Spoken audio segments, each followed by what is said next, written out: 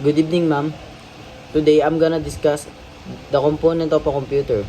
My name is Hans Christian O. Manalansan from BSE 4Y2-2. Motherboard. Ang motherboard ay isang circuit board ng isang computer. Dito nakalagay ang mga bahagi tulad ng memory, video card, processor, at storage device.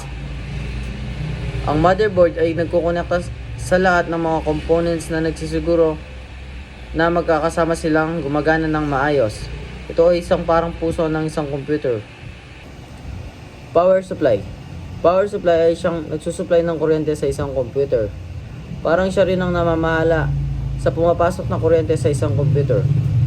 Graphic cards o GPU, Graphics Processing Unit, ay isang hardware component sa isang computer na responsible sa pag-render ng mga imahe, video, at animation na pinapakita sa screen. Ang pangunahing trabaho ng graphics card ay ang pagpapabilis ng proseso at ng paggawa at pagpakita ng mga graphics, lalo na sa mga application tulad ng video games, video editing software, at iba pang graphics intensive tasks. CPU.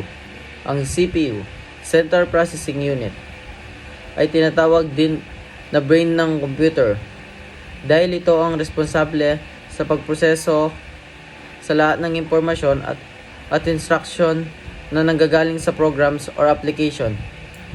Lahat ng mga calculation, decision making at mga operasyong kinakailangan ng upang patakbuhin ng computer ay sinasagawa ng CPU.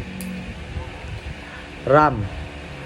Ang RAM, Random Access Memory, ay isang uri ng temporary storage na ginagamit ng computer upang mag-imbak ng mga data at instruction na kasalukuyang ginagamit o kinakailangan ng mga application. Kung ang CPU ay utak ng computer, ang RAM naman ay mabilis na working memory nito. Ang RAM ay tumutulong na mapabilis ang takbo ng isang computer.